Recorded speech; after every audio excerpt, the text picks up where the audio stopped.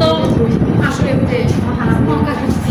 কেউ অত ভদ্র চলল তোরা দুজন একটু নবম শ্রেণীর পরিমিতি, তাই না? অধ্যায় 16, পৃষ্ঠা নম্বর 295। এখান থেকে আমরা তাত্ত্বিক যে কিছু আলোচনা করেছিলাম তোমাদের উদ্দেশ্যে। আমরা স্বাভাবিকভাবেই ত্রিভুজের ক্ষেত্রফল, তারপরে ত্রিভুজের যদি দুইটি বাহু দেওয়া থাকে, যদি সেটা সমকোণী ত্রিভুজ হয় তাহলে তার ক্ষেত্রফল আমরা কি পেয়েছিলাম? হাফ গুণন ভূমি গুণন। আর যদি সমকোণী না হয় সেক্ষেত্রে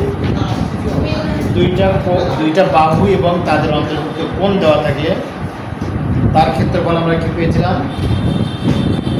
হাফ AB সাইন সি অথবা হাফ CA সাইন বি।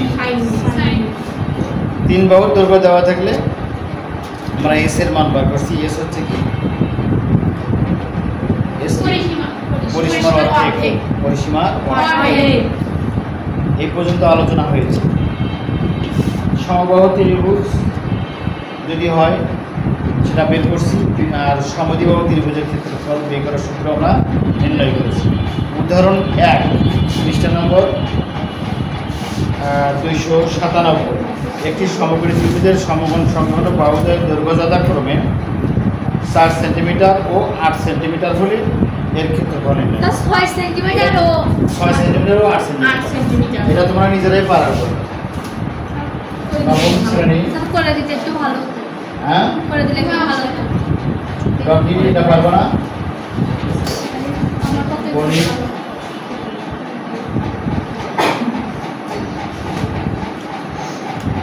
অধ্যায় কত? 16।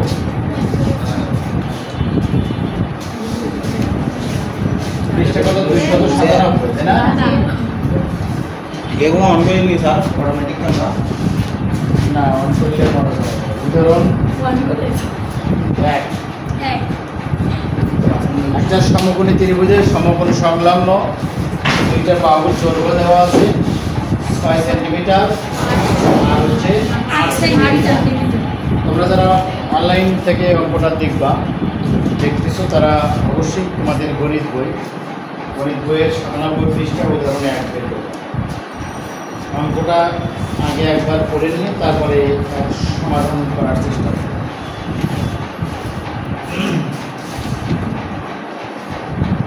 আচ্ছা, সমকোণী ত্রিভুজের দুইটা বাহু সমকোণ সংলগ্ন দুইটা বাহু মানে কি? এটা সমকোণী ত্রিভুজ না? হ্যাঁ, সব মনে A B C। এটা উল্লেখ করে দেওয়া নাই যে কোনটা 8 সেন্টিমিটার কোনটা 6 সেন্টিমিটার। আমরা অঙ্কন করতে এই বাহুটা একটু লম্বা হয়েছে, তাহলে এটা ধরি 8 সেন্টিমিটার, এটা 8 সেন্টিমিটার, আর এটা হচ্ছে 6 সেন্টিমিটার। এই ত্রিভুজটার ক্ষেত্রফল আমরা কি পাবো? দেখবে আমরা জানি, আচ্ছা দেওয়া আছে না, আগে দেওয়া আছে এরকম লম্ব AB সমান 8 সেন্টিমিটার। তোমাকে এই লম্বটাই 8 ধরা লাগবে তা কিন্তু না। তুমি এই ভূমিটাও 8 দিতে পারো, এটা তাহলে 6 দেবে। তুমি ফিগারটা অঙ্কন করার সময় এটা যদি 6টা এসে যদি লম্বা হয় এটাতে 8 দিবা, এটা 6 দিবা। যেহেতু উল্লেখ করা নেই কোনটা লম্ব কোনটা। আর কি দেওয়া আছে? ভূমি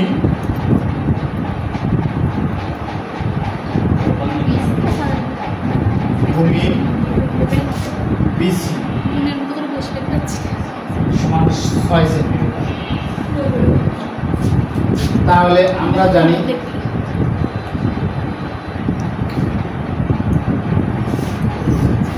ক্ষেত্রফল সমান ভূমি গুণ হাফ গুণন ভূমি গুণন উচ্চতা উচ্চতা। আচ্ছা আমরা একটু পিছনে যাই তাহলে ত্রিভুজ ক্ষেত্র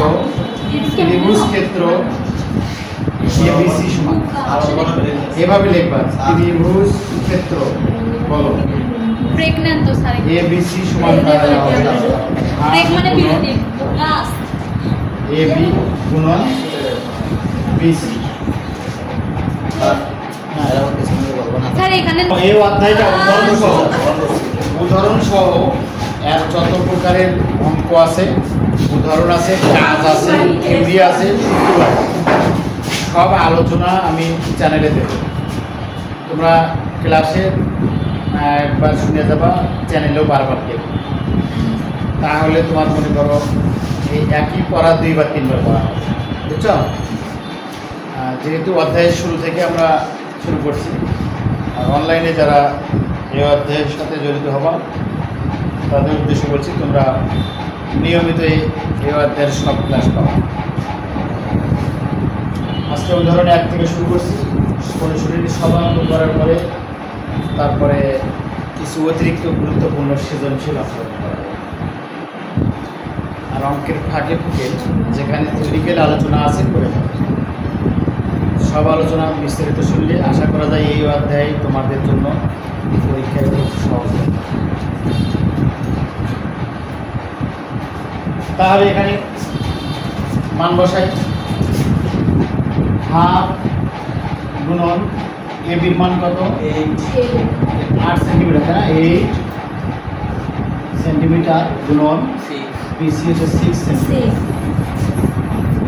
তারপর এটা যদি কাটা হয় 4 4 6 24 সেন্টিমিটার আর সেন্টিমিটার গুণ করলে হয় সেন্টিমিটার স্কয়ার অ্যান্সার